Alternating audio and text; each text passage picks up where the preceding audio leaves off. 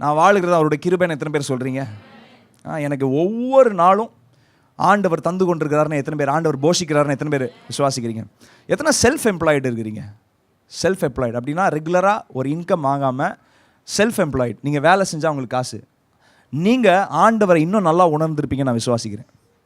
Self employed. நாளைக்கு எங்கிருந்து உங்களுக்கு காசு வரப்போகுதுன்னு தெரியாது. எந்த காக்காவை ஆண்டவர் அனுப்ப போகிறாருன்னு தெரியாது. நான் பல வருஷங்களாக நான் செல்ஃப் எம்ப்ளாய்டு தான். இப்போது ஜிம்மில் கூட ஒழுங்காக சேர முடியாது தெரியுமா? Self employed. ஒரு வண்டிக்கு சரி மாதம் 2000 ரூபா ஒதுக்கி வைக்கலாம் அப்படின்னு ஒதுக்கி கூட வைக்க முடியாது. ஏன்னா இந்த மாதம் எங்கிருந்து யார் நமக்கு வேலை கொடுக்க போகிறாங்கன்னே தெரியாது. எம்ப்ளாயாக ஒரு 20,000 ரூபா சம்பாரிச்சா கூட பயங்கர செக்யூரிட்டி, அதை வச்சு நீங்கள் பிளான் பண்ணிடலாம். ஆனால் செல்ஃப் எம்ப்ளாய்டு மாதிரி நம்மளாம் எப்படி தெரியுமா? வானத்தை பார்த்த பூமி மாதிரி, இயேசுவை பார்த்த அடியான்கள், பிள்ளைகள். அவரே பார்த்துன்னு இருக்கணும். நாளைக்கு என்ன பண்ண போகிறேன்னு தெரியாது. இது நமக்கு என்ன கற்றுக் கொடுக்குது? விசுவாசத்தை கற்றுக் கொடுக்குது.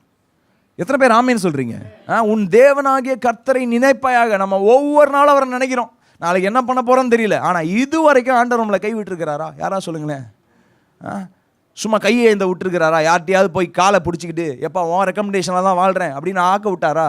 நம்ம ஆண்டவரை நினைக்காத நேரத்தில் கூட அவர் நம்மளை நினச்சி போஷித்து கொண்டே இருக்கிறாரு. தேவைகளை சந்தித்து கொண்டே இருக்கிறாரு. ஹல்லேலூயா. ஆனால் இன்றைக்கி நான் பேசுகிற காரியம் உங்களுடைய தேவைகள் சந்திக்கப்படுகிறது மாத்திரம் கிடையாது. நீங்கள் ஆசீர்வாதமாக மாறுகிறதற்கு எப்படி பணம் உங்களுக்கு ஒரு டூலாக இருக்க போகுதுன்னு. See, money is not a destiny, money is a tool.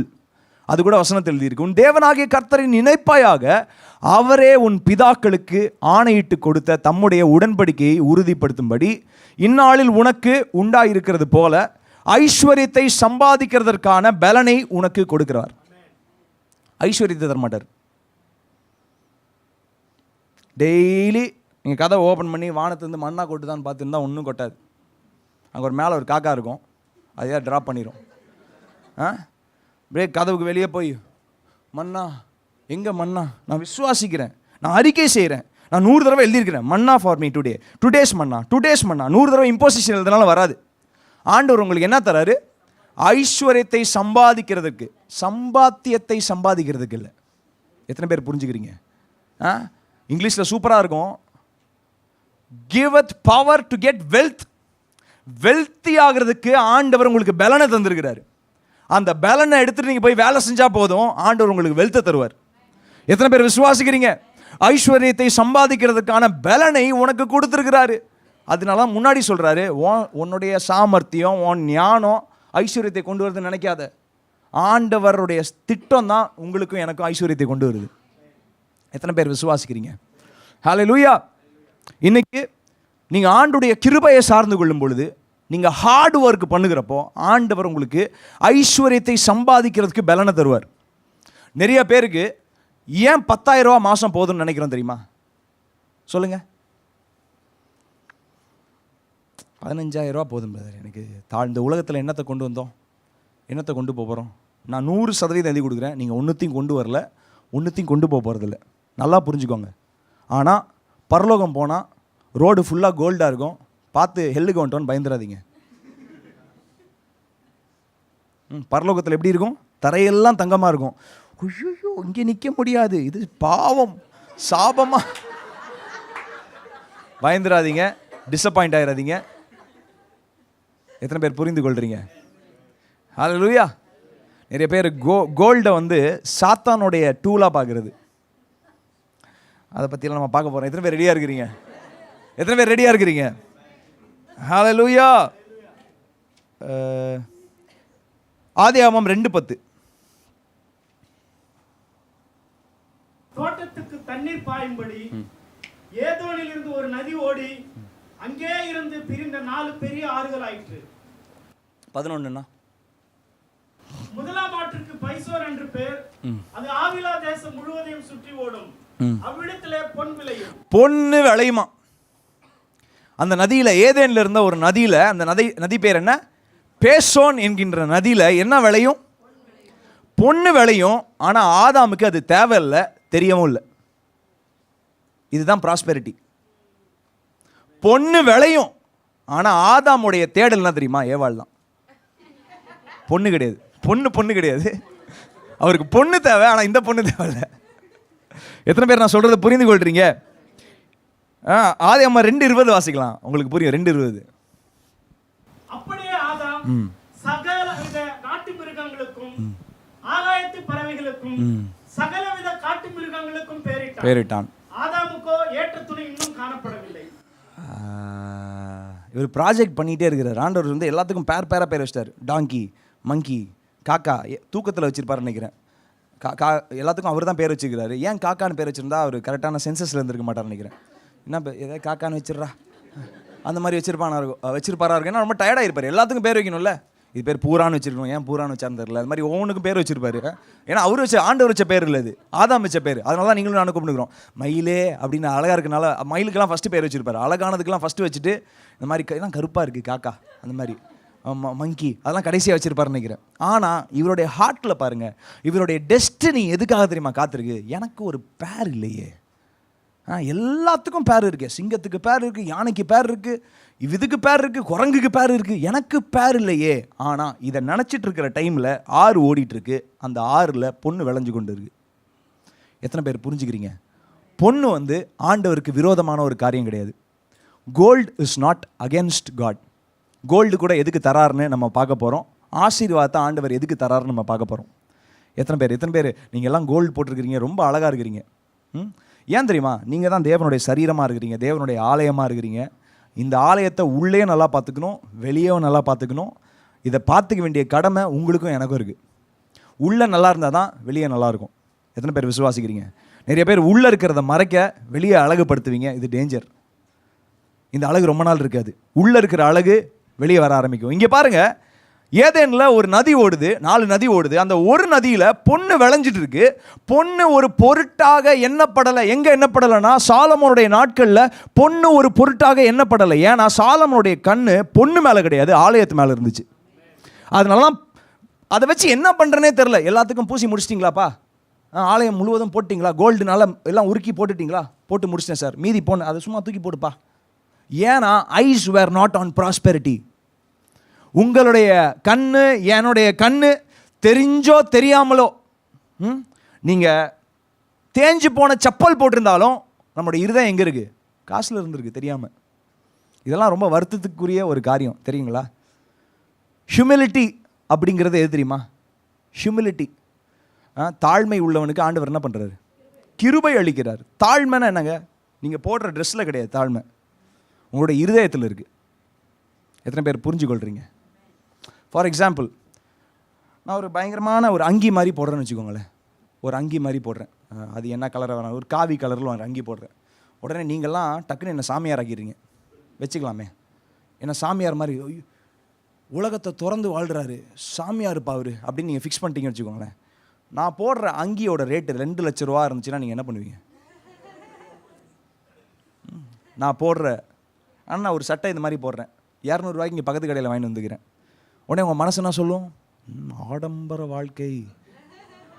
ஆனால் உங்களை நான் ஏமாத்தின்னு இருக்கிறேன். எத்தனை பேர் புரிஞ்சுக்கிறீங்க? ஹியூமிலிட்டி இதில் இல்லைங்க. ஹியூமிலிட்டி எது தெரியுமா இருக்குது? நீங்கள் எல்லா சூழ்நிலையிலையும் எல்லா விதமான மக்களையும் என்ன போல் நான் உங்களை நேசிக்கிறேன்னா, உங்களுக்கும் எனக்கும் உயர்வு தாழ்வே இல்லை. நம்ம எல்லாரும் ஒரே மாதிரி இருக்கிறோன்னு என்றைக்கு நம்ம ஃபிக்ஸ் பண்ணுறோமோ அங்கே தான் தாழ்மை இருக்குது. அது வரைக்கும் தாழ்மை இல்லை. உங்கள் ட்ரெஸ்ஸில் கிடையாது, உங்கள் காரில் கிடையாது, நீங்கள் போடுற நகையில் கிடையாது, உங்களுடைய அழகில் கிடையாது. தாழ்மை உங்களுடைய இருதயத்தோடு சம்மந்தப்பட்டிருக்கிறது. ஆண்டவருக்கு இருதயம் தெரியும், மக்களுக்கு இருதயம் தெரியாது. அதனால தான் ஆண்டவர் சொல்கிறார், நான் இருதயத்தை பார்க்குறேன்ப்பா, நான் இருதயத்தின் ஆழங்களை அறிஞ்சிருக்கிறேன். ஸோ இருதயத்தில் நீங்கள் பெருமையாக இருந்தீங்கன்னா கூட ஆண்டவர் உங்களுக்கு மட்டும் எதிர்த்து நிற்பார். மக்கள் எதிர்த்து நிற்க மாட்டாங்க, ஆனால் ஆண்டவர் எதிர்த்து நிற்பார். யோசிச்சு பாருங்கள், ஆண்டவர் ஒரு மனுஷனுக்கு எதிர்த்து நின்னா நம்ம கதை என்ன ஆகுறது? ஆண்டுடைய கிருபையை விட்டு விளக்குனாலே நம்ம ஆள் அவுட்டு. கரெக்டாக? அவர் ஒவ்வொரு நாளும் கிருபையை தந்து கொண்டிருக்கிறாரு. அந்த கிருபையை டேப்பை க்ளோஸ் பண்ணிட்டாலும் நம்ம காலி. ஆனால் ஆண்டவர் என்ன தெரியுமா சொல்கிறாரு? பெருமை உள்ளவனுக்கு ஆண்டவர் என்ன பண்ணுறாரு? முடிஞ்சு. ஆனால் மக்கள் ஒருவேளை உங்களை வர்ஷிப் பண்ணுவாங்க, ஆனால் ஆண்டவருக்கு தெரியும் எங்கே தாழ்மை இருக்குது, எங்கே பெருமை இருக்குன்னு. எத்தனை பேர் புரிஞ்சு கொள்கிறீங்க? எத்தனை பேர் என்னுடைய பயணிக்கிறீங்க? ஸோ செழிப்பு உங்களுடைய சுதந்திரமாக இருக்குது.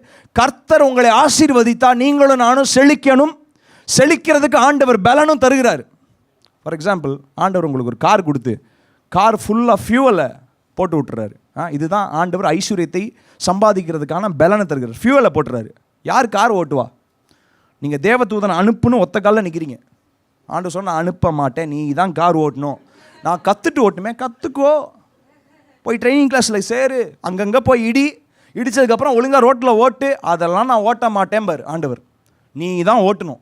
சம்பாதிக்கிறதுக்கு ஆண்டவர் பலனை தந்திருக்கிறாரு, ஐஸ்வர்யத்தை சம்பாதிக்கிறதுக்கு பலனை தந்திருக்கிறாரு. ஆனால் வானத்திலேருந்து டக்குன்னு கொட்டாது. நீங்கள் காலையில் எந்திரிச்சு ஒரு விஷனை ஃபிக்ஸ் பண்ணி, ஆண்டவரே உங்களுக்காக நான் இதை செய்வேன், உங்களுக்காக உங்களுடைய ராஜ்யத்திற்காக நான் எதையாவது செய்வேன்னு சொல்கிறப்போ ஆண்டவர் உங்களை ஐஸ்வர்யவானாக்குவார். ஹல்லேலூயா. மீன் வாயில் காசு வந்த கதையை நீங்கள் கேள்விப்பட்டிருப்பீங்க. மீன் வாயில் வந்த காசு இவங்க ஊழியத்துக்காக கூட பெருசாக வரல. பிரதர் கடன் வாங்கி வச்சுருந்தார் பேதுரு, வரி கட்டாமல் அது அதிகமாகினே இருந்துச்சு.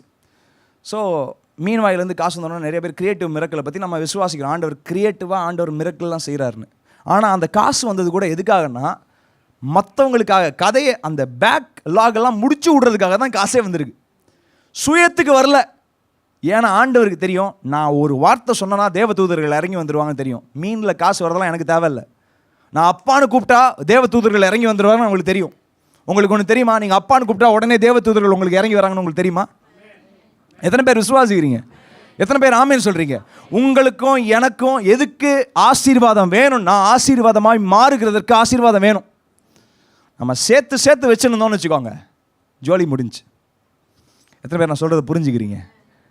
எத்தனை பேர் ஆமேன்னு சொல்கிறீங்க? இந்த உலகத்தில் நிறைய பணக்காரங்க இருக்கிறாங்கங்க. மார்க் ஜக்கர்பர்க், அவர் தெரியும், ஃபேஸ்புக்கு எல்லாத்தையும் அவர் தானே ஓன் பண்ணுறாரு, வாட்ஸ்அப்பு, இன்ஸ்டாகிராமு எல்லாத்தையும் அவருக்கு டோட்டலாக 6 சட்டை தான் இருக்குது. அந்த 6 சட்டையும் ஒரே கலர் தான். அவர் பாட்டுக்கு மனைவியோட போய் ஒரு கிராமத்தில் வாழ்ந்துன்னுக்கிறாரு. ஒரு பழைய கேரவேன் வேனை வச்சுட்டு. அவர் நினச்சா அந்த கேரவேனோட கம்பெனியே வாங்கிடலாம் ஒரு செகண்டில். ஏன்னு நினைக்கிறீங்க? ஏன்னா கண்ணு ஆசீர்வாதத்து மேலே இல்லை. கண்ணு எது மேலே தெரியுமா இருக்குது? நான், என் மனைவி, என் குடும்பம், இயற்கையில் நான் ஜாலியாக வாழணும். ஆண்டவர் பாட்டுக்கு தந்துனே இருப்பார் ஆசீர்வாதத்தை. எத்தனை பேர் புரிஞ்சுக்கிறீங்க? ஆனால் அந்த 5000 ரூபா 10,000 ரூபா சம்பாதிக்கிறவங்க இருக்காங்க பார்த்தீங்களா, மற்றவங்களுக்கு முன்னாடி இந்த கிளாஸஸை போட்டு அப்படி நடக்கணும் ப்ரோ. அப்படி பார்த்த உடனே என்ன கடையில் வாங்கினாங்கன்னு கேட்கணும் ப்ரோ. ஐஸ்வர்யத்தெல்லாம் நீங்கள் நினச்சாலும் உங்களுடைய கதவை தட்டாது. நான் சொல்கிறதுக்கு வேதனை தான் படுறேன். ஏன்னா money, love for money, love for power is dangerous. Love for money எந்த அளவுக்கு டேஞ்சரஸோ, லவ் ஃபார் பவர், நார்சிஸ்ட்டுங்கிற வார்த்தை கேள்விப்பட்டிருப்பீங்க. இந்த அறைக்குள்ளே வந்தோடனே ஒரே ஒருத்தர் தான் எல்லா லைம் லைட்டும் எடுத்துக்கணும்னு நினைப்பார். அது ஜோக்காக இருக்கலாம், இன்ஸ்ட்ரக்ஷனாக இருக்கலாம், இல்லை அவரை சுற்றி தான் எல்லாருமே இருக்கணும், அவர் சொல்கிறது தான் அந்த அறையே கேட்கணும்னு நினைக்கிறது நார்சிசம். ஆண்டவர் எதிர்த்து தான் நிற்பார். எத்தனை பேர் புரிஞ்சுக்கிறீங்க? அங்கே தாழ்மை கிடையாது. இதுக்கெல்லாம் ஆமேன்னு சொல்ல மாட்டீங்களே? ஹல்லேலூயா. உங்களுக்கு ஆசீர்வாதமான வார்த்தையெல்லாம் வருது. ஆனால் இன்றைக்கி ஆண்டவர் பொருளாதாரத்தில் ஒரு பெரிய விடுதலையை நம்ம சர்ச்சில் இருக்க ஒவ்வொருத்துக்கும் தரணும்னு ஆண்டவர் டீல் பண்ணிட்டு இருக்கிறார்.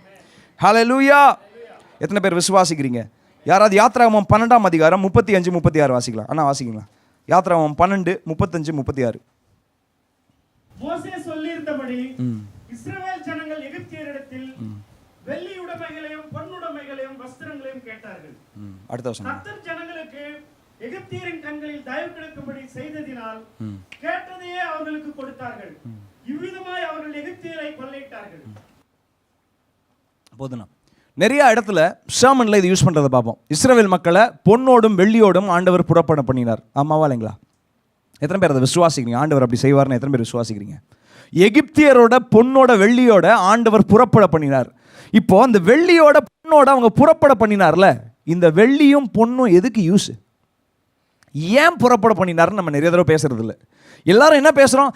ஆண்டவருடைய ஆசீர்வாதம் வரும், வெள்ளியோடும் பொண்ணோடும் ஆண்டவர் புறப்பட பண்ணினார். எதுக்குப்பா அப்படிங்கிறது ஒரு வசனம் இருக்குது. எத்தனை பேர் அதை வாசிக்க ரெடியாக இருக்கிறீங்க? யாத்ராகமம் 35, 21, 22 வாசிக்கலாம். பின்பு எவர்களே அவர்கள் இருதயம் எழுப்பி எவர்களே அவர்கள் ஆவி உற்சாகப்படுத்தினதோ. ஆனால் போதும், அங்கே நிற்கலாம். இருதயம் எழும்ப வேண்டும், ஆவியில் உற்சாகப்படணும். இது ரெண்டும் ரொம்ப முக்கியம். எத்தனை பேர் ஆண்டவருக்கு நான் நல்லா கொடுப்பேன்னு நினைக்கிறீங்க? நான் ஆண்டோடைய ராஜ்யத்தில் நல்லா கொடுத்து ஆண்டோட ராஜ்யத்தை கட்ட போகிறேன்னு எத்தனை பேர் நினைக்கிறீங்க? நீங்கள் எப்படி தெரியுமா கொடுக்கணும்? இருதயம் எழுப்பப்பட்டு கொடுக்கணும். கம்பல்ஷனில் ஒரு நாள் கூட 1 ரூபா கூட கொடுக்கக்கூடாது. நான் இன்னைக்கு கொடுத்தா தான் ஆண்டவர் என்னை ஆசீர்வதிப்பார். தசமபாகம் கொடுக்கலன்னா ஆண்டோடைய விரல் நேராக என் கண்ணுக்கு நேராக வரும். அப்படிலாம் நினைக்காதீங்க. ஆண்டவர் ஒன்றும் பச்சை பாம்பு கிடையாது, நேரம் உங்கள் கண்ணை பார்த்து கொத்துறதுக்கு. அவர் உங்களை நேசிக்கிற ஒரு நல்ல தகப்பனாக இருக்கிறாரு. எத்தனை பேர் ஆமேன்னு சொல்கிறீங்க? இருதயம் எழும்பணும், இருதயம் எழும்பணும். இன்னொன்று சொல்கிறேன், நீங்கள் குரோர்பத்தியாக இருக்கலாம், ஆனால் ஆண்டவருக்கு கொடுக்குறப்போ கொடுக்கணுங்கிற இருதயம் இல்லாமல் கொடுத்தீங்கன்னா அது பிரயோஜனமே இல்லை. நீங்கள் ஆசீர்வாதமாக மாற முடியாது. கோல்கேட் என்கின்ற டூத் பேஸ்ட், நான் அடிக்கடி சொல்லிக்கிறேன், டூத் பேஸ்ட் கண்டுபிடிச்ச ஒரு தம்பி அவங்க சர்ச்சில் வந்து ஆஃபரிங் எடுத்துகிட்டு இருந்தாங்க. எல்லோரும் போடுறதுக்கு, இங்கிலாந்து தேசத்தில் எல்லோரும் கொடுக்குறதுக்கு காசு இருந்துச்சு. எல்லோரும் கொஞ்சம் கொஞ்சமாக காசு கொடுத்தாங்க. டிங் டிங்னு நிறைய பேர் காயினை போட்டாங்க, நிறைய பேர் காசை போட்டாங்க. அவன் கடைசியில் சொல்கிறான், எனக்கு கொடுக்குறதுக்கு ஒன்றுமே இல்லை, நான் காய்கறி வியாபாரம் செஞ்சுன்னு இருக்கிறேன், அந்த ஆஃபரிங் பெட்டியை கீழே இருக்குங்க, நானே போய் அதில் உட்காந்துக்கிறேன் அப்படின்னு சொல்லி அவன் அதில் போய் உட்காந்தான். எனக்கு கொடுக்குறதுக்கு ஒன்றுமே இல்லை, என்னையே நீங்கள் எடுத்துக்கோங்க, என்னை எதாவது யூஸ் பண்ணிக்கணும்னா யூஸ் பண்ணிக்கோங்க. ஆண்டவர் எப்படி அவனை உயர்த்தி வச்சார்னா, கோல்கேட் இந்த உலகத்திலே அதிகமாக யூஸ் பண்ணுற டூத் பேஸ்ட்டுடைய ஓனராக ஆண்டவர் அந்த மகனை உயர்த்துகிறாரு. நீங்கள் ஆண்டவருக்காக உங்களுடைய வாழ்க்கையை தருகிறப்போ, don't wait for last minute. கடைசி நிமிஷத்துக்கு ஆண்டவருடைய உங்களுடைய வாழ்க்கையை கொடுக்காதீங்க. நிறைய பேர் சொல்லுவாங்க, இயேசுவோடைய சிலுவைக்கு பக்கத்தில் ஒருத்தன் தொங்கிட்டு இருந்தான் பார்த்தீங்களா, அவன் அக்கிரமெல்லாம் பண்ணிட்டு லாஸ்ட் மினிட்ல ஆண்டவரேன்ட்டான். உடனே ஆண்டவர் சொல்லிட்டார், நீ என்னோட பரதேசியில் இருப்பாய். அந்த டிபார்ட்மெண்ட் அவனுக்கு டைம் ரொம்ப கம்மி. நீங்கள் 70 வருஷம் இந்த உலகத்தில் வாழ்ந்துட்டு 69வது பர்த்டே அன்றைக்கி ஆண்டவரே ஏற்றுக்கொள்ளுங்கன்னா, ஏற்றுக்கொள்ளுங்கன்னு சொல்கிறதுக்கு முன்னாடி மூச்சு நின்றுச்சுன்னா, டைமுக்கு ரொம்ப அக்கௌண்டபிளாக இருக்கணும் நம்ம. எத்தனை பேர் ஆமேன்னு சொல்கிறீங்க? இல்லை 50 வயசுக்கு அப்புறம் ஊழியம் பண்ணிக்கிறேன், 60 வயசில் நான் கொடுத்துக்கிறேன், கிடையாதுங்க. சின்ன வயசுலேயே நீங்களும் நானும் கொடுக்குறவங்களா இருக்கணும். நம்ம பசங்களுக்கு சொல்லிக் கொடுக்கணும், you have to be a giver, never a taker. நீ வாங்குறவன் கிடையாது, நீ கொடுக்குறவன் சொல்லிக் கொடுக்கணும். எதை வேணால் கொடுக்கலாம், அன்பை கொடுக்கலாம், நேரத்தை கொடுக்கலாம், காசை கொடுக்கலாம், நம்மளுடைய உடைகளை கொடுக்கலாம், நம்ம பெஸ்ட்டை மற்றவங்களுக்கு கொடுத்துக்கினே இருக்கலாம். எத்தனை பேர் விசுவாசிக்கிறீங்க? வெரி சூன் கிங்டம் கம்யூனிட்டி சர்ச்சில் நம்ம நிறையா கிட்ஸோட எஜுகேஷனை தாங்க போகிறோம். நேற்று நைட்டில் இருந்து ஆண்டவர் நம்மளோட பேசிகிட்டே இருந்தார். ஹல்லேலூயா. நிறையா கிட்ஸோட எஜுகேஷன், எதுவுமே நமக்கு ஃபாரின் எய்டு மற்றவங்களோட உதவியெல்லாம் தேவை கிடையாது. நம்மளே கொடுக்க ஆரம்பிக்க போகிறோம். நம்ம கொடுக்கறதுக்கு ஆண்டவர் நமக்கு பலனை தருவார். இன்னொன்று சொல்கிறேன், எப்படி தெரியுமா கொடுக்க போகிறோம்? ஆண்டவரே என்கிட்டே காசுலே ஐயோ இருந்தாலும் கொடுக்குறேன் அப்படின்னு கிடையாது. என் நிறைவில் நம்ம கொடுக்க போகிறோம். இதுக்கப்புறம் எனக்கு தேவையே கிடையாது, ஆனால் இதுக்கப்புறம் கொடுக்க போகிறேன் அப்படிங்கிற நிறைவில் ஆண்டவர் உங்களை என்னையும் ஆசீர்வதிப்பார். அதுக்காக விஷனை செட் பண்ணிடுங்க. எத்தனை பேர் நீங்கள் காலையில் விஷனை செட் பண்ண போகிறீங்க? நான் எதுக்கு ஆசீர்வாதமாக இருக்கணும்னு ஆண்டவர் உங்கள்கிட்ட வந்து கேட்குறாரு. நீ எதுக்கு இப்போ ஆசீர்வாதமாக இருக்கணும் உங்கள்கிட்ட கேட்டால் உங்களுக்கு ஆன்சர் இருக்கா? ஆண்டவரே என்னை ஆசீர்வதிங்கிற ஆண்டவர் மறுபடியும் வந்து கேட்குறாரு, சரி பண்ணிட்டா எதுக்கு ஆசீர்வாதமாக இருக்கணுமா அப்படின்னு ஆண்டவர் வந்து கேட்டார்னா நமக்கு ஒரு ஆன்சர் வேணும். இல்லை அப்போ தான் வந்து நான் நல்ல பர்ஸ் வாங்க முடியும், நல்ல வண்டி அப்போ தான் ஓட்ட முடியும், அப்போ தான் நல்ல மாப்பிள்ளை. நான் ஏற்கனவே ஃபஸ்ட்டு சர்மன் எப்படி ஆரம்பித்தேன், வேலை, படிப்பு, மாப்பிள்ளை, வீடு, காரு, இதெல்லாம் லிஸ்ட்லேருந்து தூக்குங்க. இதெல்லாம் ஆட்டோமேட்டிக்காக ஆண்டவர் தருவார். இது பிளான் பண்ணுறது தப்புன்னு நான் சொல்லலை, ஆனால் இதுதான் உங்களுடைய விஷனாக இருக்கக்கூடாது. இதெல்லாம் உங்கள் பை ப்ராடக்ட். எத்தனை பேர் விசுவாசிக்கிறீங்க? ஹல்லேலூயா. எத்தனை பேர் என்னோடைய பயணிக்கிறீங்க? இன்னொரு வசனத்தை பார்க்க போகிறோம். பிரசங்கி 10:19. விருந்து சந்தோஷத்துக்கென்று செய்யப்படும், திராட்சரசம் ஜீவனுள்ளவரை களிப்பாக்கும், பணமோ எல்லாவற்றிற்கும் உதவும். இப்போது நீங்கள் போய் பக்கத்தில் இருக்க டீ கடைக்கு போகிறீங்க. டீ கடைக்கு போயிட்டு ஒரு வசனத்தை சொல்கிறீங்க. இப்போ கலாத்தியர் வசனத்தின்படி நான் ஆபிரகாமுடைய சந்ததியாக இருக்கிறேன். எங்கள் அப்பா யார் தெரியுமா? ஆபிரகாம். வசனம் அப்படி தான் சொல்லிக்குது. நான் கிறிஸ்டின்னு, இதுதான் ஆபிரகாமோட சந்ததியாக இருக்கிறேன். நீ பார்க்குறது எல்லாத்தையும் நீ கீழ்ப்படுத்தி ஆண்டு கொள்ளுன்னு ஆண்டவர் சொல்லிக்கிறாரு. ஆதாமோடைய ஆசீர்வாதம் ஆபிரகாமோட ஆசீர்வாதத்துக்கு சொந்தக்காரனாக இருக்கிறேன். எனக்கு ஒரு டீ கொடுப்பா அப்படின்னு நீங்கள் கேட்டிங்கன்னா டீயை போடுவாங்க. டீயை போட்டு தலை மேலே ஏண்டா நீ பிச்சை எடுக்கிறது கொஞ்சம் டீசெண்டாக எடுத்துக்கலாம், அதுக்கு இப்படியா எடுக்குது? எல்லாத்துக்கும் காசு உதவும், ரட்சிப்பு மட்டும்தான் ஃப்ரீ. நம்ம சர்ச் நடத்துகிறோன்னா ஈபிக்காரர் ஃப்ரீயாக கொடுத்துறாரா? இல்லை. இந்த சேர் ஃப்ரீயாக வாங்கிட்டோமா? இல்லை. நீங்கள் தான் ஃப்ரீயாக வந்து உட்காந்துறீங்களா? ஆண்டவரே நான் உங்களை நம்பி இருக்கிறேன், நான் அப்படியே பெட்லேருந்து எந்திரிச்சோன்னே சர்ச்சில் போய் இறக்கிறீங்கன்னா இறக்கிற முடியுமா? இல்லை, நீங்கள் பெட்ரோல் போடணுங்க, காலையில் ஒரு இட்லியை சாப்பிட்ணும், ஒரு பவுடர் வாங்கி மூஞ்சியில் பவுடரை போடணும், எண்ணெய் வாங்கி தலையில் போடணும், சீவனம் எதையாவது பண்ணி ஆகணும். Everything requires money. அதான் இங்கே சொல்லிக்கிறாரு, யார் ஞானி சொல்லிக்கிறாரு, பணமோ எல்லாவற்றிற்கும் உதவும். Money can only help. எல்லோரும் சொல்கிறீங்களா? உதவ மட்டும்தான் முடியும். மணி, பணம் உங்களுக்கு உதவி மாத்திரம் செய்ய முடியும். அது உங்களுடைய வாழ்க்கையின் லக்கு கிடையாது. எப்படி இந்த இந்த பணம் எப்படி உங்களுக்கு உதவுனா, நீங்கள் ஆசீர்வாதமாக மாறுகிறதுக்கு பணம் உதவி செய்யும். நீங்கள் ஆசீர்வாதமாக மாறுகிறதுக்கு எப்படியெல்லாம் மற்றவங்களை ஆசீர்வதிக்கணும்னு நினைக்கிறப்போ பணம் உங்களுக்கு உதவி செய்யும். ஹல்லேலூயா. இன்னொன்று சொல்கிறேன், சாத்தானோடைய எது பணம் கிடையாது, ஆண்டவருடையது பணம். கோல்டு உங்களுக்கு ஒன்று தெரியுமா? இப்போ என்கிட்ட கையில் ஒன்றும் கோல்டு இல்லை. யாராவது கோல்டு நீ கோல்டு தானே போட்டிருக்கிறேன். கோல்டு மட்டும்தான் பரலோகத்துலேயும் இந்த உலகத்துலேயும் இருக்கிற ஒரே கான்ஸ்டன்ட் எலிமெண்ட். உங்களுக்கு தெரியுமா? வேறு எதுவுமே கான்ஸ்டன்ட் கிடையாது. இந்த சரீரம் கூட கான்ஸ்டன்ட் கிடையாது. பரலோகத்துக்கு போனப்போ இந்த சரீரம்லாம் வராது. ஒரே கான்ஸ்டண்ட்டான எலிமெண்ட் பரலோகத்துலேயும் இந்த உலகத்துலேயும் தெரியுமா? தங்கம் மாத்திரம்தான். எத்தனை பேர் புரிஞ்சுக்கொள்கிறீங்க? எத்தனை பேர் என்னோட பயணிக்கிறீங்க? ஸோ நிறைய பேர் எப்படி சொல்லி கேள்விப்பட்டிருக்கிறேன்னா, சாத்தானுடைய எது தங்கம்னு கிடையாது, பரலோகத்தில் தங்கம் இருக்குது. ஹல்லேலூயா. நானும் சின்ன வயசில் அப்படி தான் வளர்ந்தேன். ஜிஆர்டியெல்லாம் பார்த்தா அப்படி திரும்பிடணும். அந்த மலபார் சொல்லி பாவம் பாவம் நேராக நரகத்துக்கு கொண்டு நோணும். பரலோகத்தில் அது இருந்துருக்குதே, அப்படி இருக்கக்கூடாது. அது மாத்திரம் இல்லாமல் ஆண்டவர் அவருடைய பிரசனம் வருகிற இடத்துலலாம் தங்கத்தால் செய்யணும்னு ஆண்டவர் இன்ஸ்ட்ரக்ட் பண்ணுறாரு. உடன்படிக்கையை பற்றி தங்கத்தை நீ உருக்கி அதை ஃபுல்லாக ஊற்றணும், உள்ளே நீ அதை ரொப்பணும், சைடில் பூசணும், மேலே பூசணும். உடன்படிக்கையை பற்றி நான் ஏற்கனவே நான் அந்த வசனத்தை விட்டுட்டேன்னு நினைக்கிறேன். யாத்ராகமம் 35, 21, 22 நான் விட்டுட்டு போயிட்டேன். பின்பு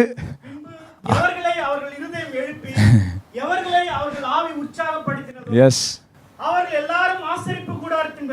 ஆசரிப்பு கூடாரத்தின் வேலைக்கு சகல ஊழியத்திற்கும்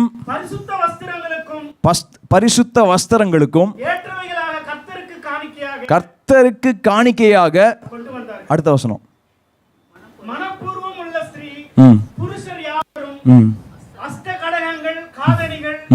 மோதிரங்கள், ஆரங்கள் முதலான சகலவித பொன்னாபரணங்களையும் கொண்டு வந்தார்கள். கர்த்தருக்கு காணிக்கை செலுத்தின ஒவ்வொருவனும் பொன்னை காணிக்கையாக செலுத்தினான். என்ன கொடுத்தாங்க? இயரிங், மூக்குத்தி, செயின், மோதிரம், வேற என்னென்ன கோல்டு டிபார்ட்மெண்ட் இருக்குது. இங்கிலீஷில் போட்டிருக்கு எக்ஸ்பென்சிவ் கிளாத்னு கூட போட்டிருக்கு. அது இங்கே இருக்கா? லினன்லாம் இருக்கும். பிரேஸ்லெட் போன வசனம் நினைக்கிறேன். Linen, costly cloth. ஏன் தெரியுமா? ஆண்டவர் பொண்ணோடும் வெள்ளியோடையும் எகிப்திலிருந்து புறப்பட பண்ணாருன்னு சொன்னார்ல. நடுவில் எதுக்குமே தேவைப்படலை. ஒரே ஒரு இடத்துல மட்டும்தான் ஆண்டுடைய சித்தம் இல்லாமல் இவங்க பாட்டுக்கு பொன்னாலான ஒரு சிலையை செஞ்சு கும்பிட ஆரம்பிச்சிட்டாங்க. ஆண்டவர் எதுக்காக புறப்பட பண்ணினார்னா, நான் ஒரு தேசத்துக்கு உன்னை கூட்டு போவேன், வாக்குத்தத்தத்தின் தேசத்துக்கு. அப்போது உங்களுக்கு ஆசீர்வாதமான நிலைமை இருந்தால் ஆண்டோடைய ராஜ்யத்தை கட்டவும் ஆண்டவருடைய தேவாலயத்தை கட்டுகிறதற்கும் உனக்குள்ள ஆசீர்வாதம் இருக்கும்னு ஆண்டவர் புறப்பட பண்ணினார். நிறைய இடத்துல நம்ம இதை ப்ரீச் பண்ணுறதில்ல. ஃபஸ்ட்டோடையே முடிச்சிடுறோம். பொண்ணோட வெள்ளியோடையும் ஆண்டவர் புறப்பட பண்ணினார். எதுக்கு? ஆண்டவருடைய ஃபார் அ விஷன். ஒரு விஷன் இருந்தால் தான் ப்ரொவிஷன் வரும். எத்தனை பேர் ஆமேன்னு சொல்கிறீங்க? விஷன் இல்லாத ப்ரொவிஷனே கிடையாது. ஒரு விஷன் இல்லாமல் ஆண்டவர் என்னை ஆசீர்வதிங்கன்னா ஆண்டவர் என்ஸை தான் மீட் பண்ணி வைப்பார். 50,000 சம்பாதிச்சாலும் 49,000 இஎம்ஐயும் ரெண்ட் கட்டி முடிச்சு ஒரு 1,000 ரூபா தான் கையில் இருக்கும். அப்படி தான் என்ஸ் தான் மீட் ஆகும். நிறைய பேர் மன்னாவை பார்த்துட்டே வாழாதீங்க, ஆசீர்வாதத்தின் நிறைவில் வாழுங்க. எத்தனை பேர் புரிந்து கொள்கிறீங்க? உங்களுக்கு பாலும் தேனும் ஓடுகிற தேசத்துக்கு ஆண்டவர் உங்களை அழைத்து கொண்டு போயிருக்கிறாருன்னு வாக்குத்தத்தம் பண்ணினா உங்களுக்கு என்ன பிடிச்சிருக்கு? வானத்திலிருந்து பயங்கர சினிமேட்டிக்காக அந்த மண்ணா கூட்டுறது தான் உங்களுக்கு பிடிச்சிருக்கும். மண்ணா வந்துட்டு போயிடும், வந்ததுக்கப்புறம் கெட்டும் போயிடும் கொஞ்ச நாளுக்கு அப்புறம். எத்தனை பேர் புரிந்து கொள்கிறீங்க? ஆனால் ஆண்டவருடைய ஆசீர்வாதம் உங்களுக்கு என்ன தருகிறது? ஐஸ்வர்யத்தை தருகிறது. 3 யோவான் 1:2 பார்க்க போகிறோம். 3 யோவான் 1:2. பிரியமானவனே, உன் ஆத்துமா வாழ்கிறது போல நீ எல்லாவற்றிலும் வாழ்ந்து சுகமாய் இருக்கும்படி வேண்டுகிறேன். நீங்கள் எப்போ தெரியுமா வாழ முடியும்? உங்களுடைய ஆத்துமா வாழ்ந்தால் தான் நீங்கள் எல்லாவற்றிலையும் வாழ முடியும். ப்ராஸ்பெரிட்டி என்கின்ற வார்த்தை, எத்தனை பேருக்கு ப்ராஸ்பெரிட்டி வார்த்தை பிடிக்கும்? எனக்கு ரொம்ப பிடிக்கும். ஏன்னா பைபிள் அதான் என்னுடைய ஆசீர்வாதம்னு சொல்லப்பட்டிருக்கிறது. ஒருவேளை அது பைபிள் எதிர்த்திருந்துச்சுன்னா நானும் எதிர்க்கலாம், ஆனால் நான் எதிர்க்க போகிறதில்ல. பைபிள் அதை சொல்லப்பட்டிருக்கு. ப்ராஸ்பெரிட்டி என்கின்ற வார்த்தை பைபிளில் ஃபஸ்ட் டைம் எங்கே வருதுன்னா, எலியேசர் அவனுடைய எஜமானுடைய பையனுக்கு பொண்ணு தேடலான்னு போகிறாரு, ரெபேக்காவை தேடலான்னு போகிறாரு. ஸோ மனதில் சொன்ன ஒரு ஜெபத்தில் தான் ஃபஸ்ட்டு தடவை ப்ராஸ்பெரிட்டிங்கிற வார்த்தை வருது. ஆண்டவரே என் பிரயாணத்தை வாய்க்க பண்ணுங்க. வாய்க்க பண்ணுதல்லாம் எபிரேய மொழியில் சாலாக் என்கின்ற வார்த்தை, TSALACH, சாலாக் என்கின்ற வார்த்தை தான் ப்ராஸ்பெரிட்டிங்கிற வார்த்தை ஃபஸ்ட்டு தடவை பைபிளில் வருது. ப்ராஸ்பெரிட்டின்னு தெரியுமா? வாய்க்க பண்ணுதல் தான் ப்ராஸ்பெரிட்டி. ஆண்டவரே என் வழியை வாய்க்க பண்ணுங்கன்னு எலியேசர் ஜெபம் பண்ணிட்டு போகிறதுக்கு முன்னாடியே ரெபேக்கா சிஸ்டர் வந்து நின்ட்டாங்க. பார்த்தீங்களா? பிரயாணமே முடியல, பிரயாணத்துக்கு முன்னாடி ஆண்டவர் வாய்க்க பண்ணார். பார்த்தீங்களா? இதுதான் ப்ராஸ்பெரிட்டி. கையின் பிரயாசத்தை வாய்க்க பண்ணுகிறது தான் ப்ராஸ்பெரிட்டி. இருதயத்தில் தோன்றுகிற திட்டங்களை வாய்க்க பண்ணுகிறது தான் ப்ராஸ்பெரிட்டி. ப்ராஸ்பெரிட்டி காசு கிடையாது, வாய்க்க பண்ணுதல் அதுதான் ப்ராஸ்பெரிட்டி. எத்தனை பேர் விசுவாசிக்கிறீங்க ஆண்டவர் நான் வாய்க்க பண்ணுவார்னு? இருக்கிற ப்ராஸ்பெரிட்டிலேயே பெரிய ப்ராஸ்பெரிட்டி இந்த ப்ராஸ்பெரிட்டி தான். அதான் அவர் எழுதியிருக்கிறாரு. பிரியமானவனே, உன் ஆத்துமா வாழ்ந்தா போதும், நீ எல்லாவற்றிலையும் வாழ்ந்துருவ. உன் ஆத்துமா வாழ்வது போல நீ எல்லாவற்றிலும் வாழ்ந்து சுகமாக இருக்கும்படி நான் வேண்டிக் கொள்கிறேன். இந்த ப்ராஸ்பெரிட்டி ரொம்ப முக்கியம். இந்த ப்ராஸ்பெரிட்டிக்கும் காசுக்கும் சம்மந்தம் இல்லை. எத்தனை பேருக்கு அது தெரியும்? ஆனால் இது ப்ராஸ்பர் ஆகிறப்போ காசும் ப்ராஸ்பர் ஆகும். அதுக்கு மேலே ஒரு ப்ராஸ்பெரிட்டி இருக்குது, உங்கள் ஹெல்த். எத்தனை பேர் விசுவாசிக்கிறீங்க? இங்கே சமாதானத்தோடு இருந்தீங்கன்னா பிபி வராது. இங்கே சமாதானத்தோடு இருந்தால் ரத்த கொதிப்பு வராது. இங்கே சமாதானத்தோடு இருந்தால் ஹார்ட் ஒழுங்காக ஃபங்க்ஷன் ஆகும், எவ்வளோ ரிச்சாக இருந்தாலும். இங்கே சமாதானத்தோடு இருந்தால் கிட்னி ஒழுங்காக ஃபங்க்ஷன் ஆகும். எத்தனை பேர் விசுவாசிக்கிறீங்க? அது மாத்திரம் இல்லை, பொருளாதார ஆசீர்வாதம் இதுக்குள்ளே இருக்குது. உன் ஆத்துமா வாழ்ந்தா நீ எல்லாவற்றிலும் வாழ்ந்து சுகமாக இருப்பாய். எத்தனை பேர் விசுவாசிக்கிறீங்க? இன்னொன்று சொல்கிறேன், எத்தனை பேருக்கு தெரியும் கடன் ஒரு சாபம்? அடுத்த கேள்வி கேட்க போகிறேன். எத்தனை பேர் இஎம்ஐ கட்ட போகிறீங்க? ஷாக் ஆகிடாதீங்க. எத்தனை பேருக்கு தெரியும்? அதெல்லாம் நான் கேட்க போகிறதில்ல. எத்தனை பேருக்கு தெரியும் கடன் ஒரு சாபம்? நிறைய பேர் கடனை குறித்து ரொம்ப பெருமையாக இருக்கிறது. பிரதர், அந்த பேங்க்கில் இன்ட்ரெஸ்ட் ரேட் கம்மியாக கொடுத்தாங்க, சாபம் தான், ஆசீர்வாதம் கிடையாது. கார் லோனு 9% பதிலாக 7% உங்களுக்கு பம்பர் அடிக்குதுன்னு வச்சுக்கோங்க, ஸ்டில் இட் இஸ் அ கர்ஸ். ஆனால் இந்த உலகம் இந்த சாபத்தை எப்படி நார்மலைஸ் ஆக்கியிருக்கு பாருங்கள். எத்தனை பேர் புரிஞ்சுக்கிறீங்க? எத்தனை பேர் இதை புரிஞ்சுக்கிறீங்க? லோனுங்கிறது ஒரு பாலிஷ்டு வேர்டாக, தமிழில் சொன்னால் கடன் அசிங்கமாக இருக்குல்ல, இங்கிலீஷில் லோன் நல்லா இருக்குல்ல, டெட்டுங்கிறத லோன் மாற்றிட்டாங்க. லோன் இங்கிலீஷ் வேர்டு நல்லா இருக்குது, க்யூட்டாக இருக்குது. Loan is a curse. நான் சொல்லலை, பைபிள் சொல்லுது. எத்தனை பேர் விசுவாசிக்கிறீங்க? எத்தனை பேர் ஆமேன்னு சொல்கிறீங்க? உங்களுக்கு எனக்கு என்ன ஆசீர்வாதம்னா, நீங்களோ கடன் வாங்காமல் கடன் கொடுக்குறவளா இருங்கன்னு வசனம் சொல்லிக்கிறது. யாருக்கு கடன் கொடுக்கணும்னா ஜாதிகளுக்கு கடன் கொடுக்கணுமா. இன்னும் என்ன தெரியுமா சொல்லியிருக்கிறது? 7 வருஷம் முடிஞ்சதுக்கப்புறம் 7 வருஷம் முடிஞ்சதுக்கப்புறம் 49 வருஷம் கழித்து கொடுத்த கடனை திரும்பி கேட்காதுன்னு சொல்லிக்குது பைபிள். மன்னிச்சு விட்டுருன்னு சொல்லுது. இதுக்கெல்லாம் ஆமேன்னு சொல்ல மாட்டேங்கிறீங்க. ஓகே, எத்தனை பேர் கடன் கொடுக்க ரெடியாக இருக்கிறீங்க? நம்ம சொல்கிறது வட்டிக்கு கொடுக்குற கடன் கிடையாது, மனசார ஆசீர்வதிச்சு கொடுக்குறது. பா நல்லா வாழுப்பா அப்படின்னு கொடுக்குறது. எத்தனை பேர் ரெடியாக இருக்கிறீங்க? எத்தனை பேர் ரெடியாக இருக்கிறீங்க? எத்தனை பேர் நிறையா குடும்பங்களை தாங்க, நிறைய பிள்ளைகளை தாங்க, ஆர்ஃபன்ஸை தாங்க ஆண்டவர் நம்மளை எடுத்து பயன்படுத்த போகிறாருன்னு விசுவாசிக்கிறீங்க? ஹல்லேலூயா. நீங்கள் அந்த மாதிரி விஷன் நமக்கு வந்தால் போதும், ஆண்டவர் உங்களுடைய தேவைகளை சந்திப்பார், உங்களுக்கு அற்புதங்களை செய்வார். மத்தேயு 27:57 வாசிக்க போகிறோம். மத்தேயு 27:57. சாயங்காலமான போது இயேசுவுக்கு சீஷனும் ஐஸ்வர்யமானுமாய் இருந்த யோசேப்பு எனும் பேர் கொண்ட அரிமத்தியா ஊரானாகிய ஒரு மனுஷன் வந்து. What a deadly combo. அது போடுங்க. சீஷனும் ஐஸ்வர்யானும் எப்படி ரெண்டு பேரும் சேர்ந்து இருக்கிறது? அக்கார்டிங் டு சர்ச்சு ஸ்டாண்டர்டு இது ரொம்ப கஷ்டம். ஏன்னா நம்ம எதெல்லாம் ப்ரீச் பண்ணி கேள்விப்பட்டிருப்போம். ஒரு ஐஸ்வர்யவான் பரலோகத்துக்கு போகிறது எவ்வளோ கஷ்டம்னா, ஒரு ஒட்டகம் எப்படி ஊசிக்குள்ளே போகிறது ரொம்ப கஷ்டமோ அதே மாதிரி பரலோகத்துக்கு போகிறது ரொம்ப கஷ்டம். இது வந்து காசுன்னு சுற்றுறவங்க. ஆனால் இங்கே ஒரு டெட்லி காம்போ பார்க்குறோம். இயேசுவுக்கு சீஷனுமாக இருக்கிறான், ஐஸ்வர்யவானாக இருந்தான். இவனுடைய காலிங் என்ன தெரியுமா? இயேசு மரித்து அவருடைய சடலத்தை வைக்கிறதுக்கு. இன்னொன்று சொல்கிறா, எல்லாரையும் ரோமன் எம்பையரில் போய் கேட்டிருக்க முடியாது, சடலத்தை கொடுங்கன்னு கேட்டிருக்க முடியாது. Only when you are influential. சில பேர் ஆண்டவர் ஏன் ஐஸ்வர்யவான ஆக்குறாருனா, இன்ஃப்ளூயன்ஷியல் பீப்புள் ஆக்குறதுக்காக ஆண்டவர் உங்களை உயர்த்துறாரு. அதனால தான் நான் நிறைய தடவை சொல்கிறேன், நம்ம சர்ச்சில் இருந்து, நம்மளுடைய கம்யூனிட்டியிலேருந்து நிறைய பேர் பொலிட்டீஷியன்ஸ் வரணும், நிறைய பிக் ஆஃபீஸர்ஸ் வரணும். எத்தனை பேர் ஆமேன்னு சொல்கிறீங்க? நிறைய அட்வொகேட்ஸ் வரணும், நிறைய ஜட்ஜஸ் வரணும். ஏன்னா இன்ஃப்ளூயன்ஷியல் பீப்புள் நம்மளுடைய ஆட்களாக இருக்கிறப்போ we can be representatives of the kingdom. அதெல்லாம் மற்றவங்களுக்கு கொடுத்துட்டு நீங்களும் நானும் என்ன ரைட்டி கம்பெனியில் டிஎல்லாக இருக்கிறேன் ப்ரோ, டீம் லீடர், அதில் பெருமைப்பட வேண்டிய அவசியமே இல்லை. எத்தனை பேர் விசுவாசிக்கிறீங்க? இங்கே பாருங்கள், யோசேப்பு என்னும் பேர் கொண்ட ஐஸ்வர்யவான ஒருத்தர் இருந்தான். அவன் தான் சடலத்தை வாங்கி வைக்க இயேசுவோட பாடியை, அவனுடைய கிரேவ் தான் அது, அவனுடைய இடத்துல தான் இயேசுவை வைக்கிறாங்க. ஸோ அவனுடைய ரோல் என்ன? இந்த ரோலை அவன் இன்ஃப்ளூயன்ஷியலாக இருந்தபடினால தான் ஆண்டவர் அவனுக்கு தருகிறார். எத்தனை பேர் விசுவாசிக்கிறீங்க?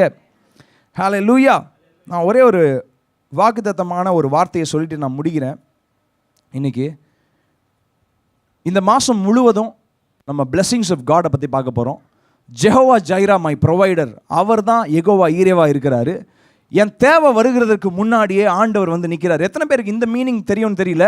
யெகோவா ஈரேங்கிற நாமத்துக்கு 2 மீனிங் இருக்குது. ஒன்று வந்து என்னை காண்கிறவர், என் தேவைக்கு முன்னாடியே வந்து நிற்கிறவர். இன்னொன்று என் தேவைகளை சந்திக்கிறவர். எத்தனை பேர் விசுவாசிக்கிறீங்க உங்களோட தேவை வருகிறதுக்கு முன்னாடியே ஆண்டவருடைய தேவையை பார்க்கிறாருன்னு? ஆனால் கடைசி வரைக்கும் 88 வயசுலேயும் ஆண்டவரே என்னுடைய தேவைகளை சந்திப்பீங்களான்னு ஜெபம் இருந்துச்சுன்னா நம்ம எங்கேயோ கோட்டை விட்டுக்கிறோம். எத்தனை பேர் புரிந்து கொள்கிறீங்க? எத்தனை பேர் புரிந்து கொள்கிறீங்க? ஒரு குழந்தைக்கு தான் சாப்பாடு விட்டுற டைமில், அம்மா சாப்பாடு விட்டு, என்னை தூக்கிக்கோ, எனக்கு ஷூ மாட்டி விடு, ட்ரெஸ்ஸு மாட்டி விடு. நீங்கள் 50 வயசாகியும் உங்கள் அம்மா கிட்டே போய் அம்மா சாப்பாடு விட்டு என்னை இங்கே தூக்கின்னு போன்னு சொன்னால் அந்த குழந்தைய எப்படி சொல்லுவாங்க? நீங்களே டிஸ்கிரைப் பண்ணிக்கோங்க. ஸோ ஆவிக்குரிய குழந்தைகளாகவே இருக்காதீங்க. கடைசி வரைக்கும் 60 வயசாக இருந்தாலும் ஆண்டவரே என்னுடைய தேவைகளை சந்திக்க நீங்கள் போதுமானவராக இருக்கிறீங்களே, ஓ ரபா கபா. இந்த ஜபத்துலலாம் இருக்காதீங்க. தேவைகளை சந்திக்கிறது ஆண்டவருக்கு ரொம்ப லேசான காரியம். அது உங்களுடைய கிரேட்டஸ்ட் ப்ரேயர் ஆகிறாதீங்க. ஆண்டவர் அதுக்கு மேலே உங்களுக்கு பெரிய உயர்வுகளையும் ஆசீர்வாதத்தின் நிறைவுலையும் உங்களை வாழ செய்வார். உங்களுக்கு பெரிய லக் இருந்தால் போதும். எத்தனை பேர் விசுவாசிக்கிறீங்க? இங்கே ஈசாக்குக்கு சொல்லப்பட்டிருக்கிற ஒரே ஒரு ஆசீர்வாதத்தை நம்ம சொல்லிட்டு முடிக்க போகிறோம். ஆதியாகமம் 26ஆம் அதிகாரம், ஆதியாகமம் 26, 21, 22. வேறொரு துறவை வெட்டினார்கள், அதை குறித்தும் வாக்குவாதம் பண்ணினார்கள். ஆகையால் அதற்கு சித்தனா என்று பெயரிட்டான். எஸ், அடுத்த வசனம். பின்பு அவ்விடம் விட்டு பெயர்ந்து போய் வேறொரு துறவை வெட்டினான். அதை குறித்து அவர்கள் வாக்குவாதம் பண்ணவில்லை. அப்பொழுது அவன், நாம் தேசத்தில் பருகும்படிக்கு இப்பொழுது கர்த்தர் நமக்கு இடம் உண்டாக்கினார் என்று சொல்லி அதற்கு ரெகபோத் என்று பெயரிட்டான். ஹல்லேலூயா. இன்னைக்கு காலையில் உங்கள் மேலே ரெகபோத் அபிஷேகத்தை நான் பேசுகிறேன். இங்கே வந்திருக்கிற ஒவ்வொருத்தர் மேலேயும் I pronounce the anointing of Rehoboth. Hallelujah. இதுக்கு முன்னாடியும் நீங்கள் கிணறு வெட்டியிருக்கிறீங்க, தண்ணியை உங்களுடைய கண்களில் பார்த்துருக்கிறீங்க. ஆனால் கிணறு வெட்டின இடத்துலலாம் சமாதானம் கிடையாது. இங்கே என்ன போட்டிருக்கு? 2 வார்த்தை, ஏசேக்கு சித்னா. இந்த இடம் 2 இடத்துலையும் சமாதானம் கிடையாது, இந்த 2 இடத்துலையும் சந்தோஷம் கிடையாது. கிணறு வெட்டினாங்க, ஆனால் கிணறு வெட்டுற இடத்துல சண்டை, கிணறு வந்த இடத்துல பிரச்சனை, 2 இடத்துலையும் சமாதான குறைவு. ஆனால் கடைசியாக ஆண்டவர் உங்களை எங்கே கொண்டு போகிறாருன்னா ரெஹபோத் என்கின்ற இடத்துக்கு கொண்டு போகிறாரு. ரெஹபோத் என்றால் என்ன தெரியுமா அர்த்தம்? இடம் கொள்ளாமல் பெருகிற ஒரு இடம்னு அர்த்தம். இங்கிலீஷில் ஓப்பன் ஸ்பேசஸ்ன்னு அர்த்தம். இந்த ஓப்பன் ஸ்பேசஸ் எதை குறிக்குதுன்னா, ஆண்டவர் வெறும் ஸ்பேஸை மட்டும்தான் தருவார். அங்கே நீங்கள் கிணறு வெட்டலாம், துறவை வெட்டலாம், அங்கே அக்ரிகல்ச்சர் பண்ணலாம், அங்கே வீடு கட்டலாம், என்ன வேணால் பண்ணலாம். சம்பாதிக்கிறதுக்கு ஆண்டவர் பலனை தருகிற இடம் தான் ரெஹபோத். எத்தனை பேர் புரிந்து கொள்றீங்க? ரெஹபோத்னா ஆண்டவர் கிணறு தருகிற இடம் கிடையாது. ஒரு திறந்த இடத்த உங்களுக்கு பிரச்சனையே இல்லாமல் தருகிற இடம் தான் ரெஹபோத். நிறைய பேர் கிணறுக்காக காத்திருக்கிறீங்க. ஆண்டவர் சொல்றாரு, உனக்கு சித்னாக்காக ரொம்ப காத்திருக்கிற, ஏசேக்குக்காக காத்திருக்கிற, உனக்கு கிணறு கிடைக்கும். ஆனால் அதோட கூட சஞ்சலமும் வந்திருக்கா. நிறைய பேருக்கு அப்படி தான். ஆசீர்வாதம் வந்தாலும் அந்த ஆசீர்வாதத்தோட பிரச்சனையே வந்திருக்கு. அன்னைக்கு ஒருத்தர் சொல்லிட்டு இருந்தாரு, எனக்கு போனஸ் வந்துச்சு பிரதர், போனஸ் வந்த உடனே கார் எடுத்து ஒரு இடத்துல விட்டுட்டேன், அந்த போனஸ் காசு எல்லாத்தையுமே நான் ஒர்க் ஷாப்புக்கே கட்டினேன். இது போனஸ் என்ன பிரயோஜனம்? அவ்வளோ நாள் ஒழுங்காக போயிட்டு இருந்த காரு போனஸ் வந்தோன்னா இங்கே போய் இடிச்சிருச்சு. ஆண்டவர் நம்மளை இப்படி ஆசீர்வதிக்கிற தேவன் இல்லை. கிணற கொடுத்துட்டு கிணறோட பிரச்சனையும் தர தேவையில்லை. அதனால தான் கர்த்தருடைய ஆசீர்வாதம் உங்களுக்கு ஐஸ்வர்யத்தை தரும், அது உடனே கூட வேதனையை அவர் கூட்ட போகிறதில்ல. வேதனை இல்லாத ஆசீர்வாதம் தான் ஆண்டவர் உங்களுக்கு உண்டு பண்ணிக்கிறார். அதுதான் ரெஹபோத் அபிஷேகம். எத்தனை பேர் ஆமேன்னு சொல்றீங்க? ஏசேக்கு இவ்வளோ நாளாக நீங்கள் பார்த்துருக்கலாம், சித்னாவை இவ்வளோ நாளாக பார்த்துருக்கலாம். ஆனால் ரெஹபோத்துங்கிற இடத்துல ஈசாக்கு வச்ச உடனே அங்கே கிணறு தோன்றான். தோண்ட தோண்ட தோண்ட அவனுக்கு சமாதானம் வருது. அப்பா, எனக்கு ஆசீர்வாதமும் வருது, சமாதானமும் வருது அப்படின்னு அந்த இடத்துல ரெஹபோத் என்று பெயரிடுகிறான். ஹல்லேலூயா. 33ஆம் வசனத்தை நம்ம பார்க்கலாம். 33. அதற்கு சேபா என்று பெயரிட்டான். ஆகையால் அந்த ஊரின் பேர் இந்நாள் வரைக்கும் பேர்சபா என்று எண்ணப்படுகிறது. நிறைய பேர் ரெஹபோத்தோட முடிச்சிருவாங்க. ஆனால் ரெஹபோத்தில் கூட அவன் ரொம்ப நாளாக வாழ முடியல.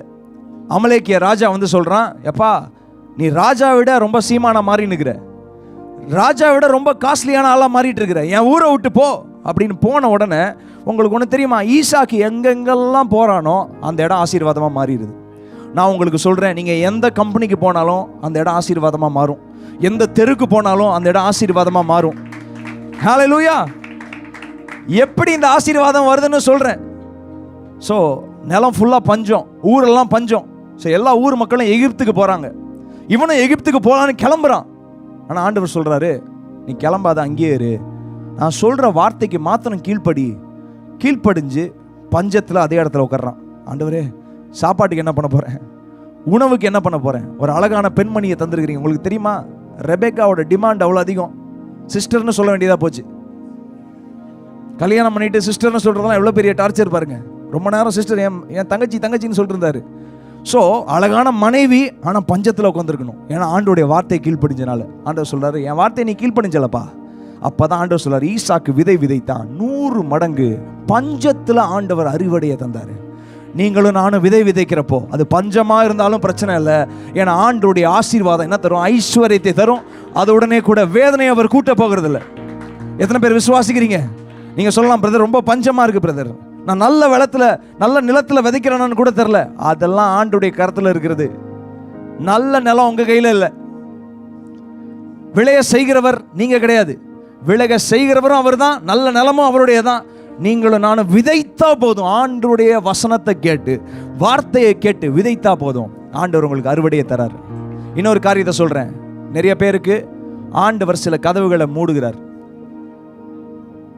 God is closing few doors. ஏன்னா அப்போ தான் உங்களுக்கு ரெஹபோத் ஓப்பன் ஆகும். ஒருவேளை ஏசேக்கிலே இருந்தீங்கன்னா கடைசி வரைக்கும் முடிய பிடிச்சி ஃபைட் பண்ணி நிற்கிறது. ஏன் தண்ணி, ஓன் தண்ணி. இந்த ஊர்லலாம் அம்மாமாரெலாம் தண்ணிக்கு அடிச்சுப்பாங்க, பார்த்துக்கிறீங்களா? தண்ணி லாரி வந்ததுக்கப்புறம், நான் தான் ஃபஸ்ட்டு வச்சேன். அதெல்லாம் ஏசேக்கு. ஆண்டவர் நிறைய கதவுகளை ஆண்டவர் இந்த காலை வேளையில் மூடுறாரு. ஏன்னா ஒரு பெரிய ஓப்பன் ஸ்பேஸ்க்குள்ளே ஆண்டவர் உங்களை கொண்டு போகிறாரு. நீங்கள் நினைக்கிறீங்க இதுதான் ஆசீர்வாதம்னு. இன்னொன்று சொல்கிறேன், வருகிற எல்லா ஆசீர்வாதமும் ஆண்டோடைய சித்தம் கிடையாது. If you are experiencing a blessing, not every blessing will look like God's will. சில ஆசீர்வாதங்கள் தான் உங்களுக்கு மன நிம்மதியை தரும். அந்த ஆசீர்வாதத்தின் வாய்க்காலாக ஆண்டவர் இந்த காலை வேளையில் புரண்டு வருகிறார்.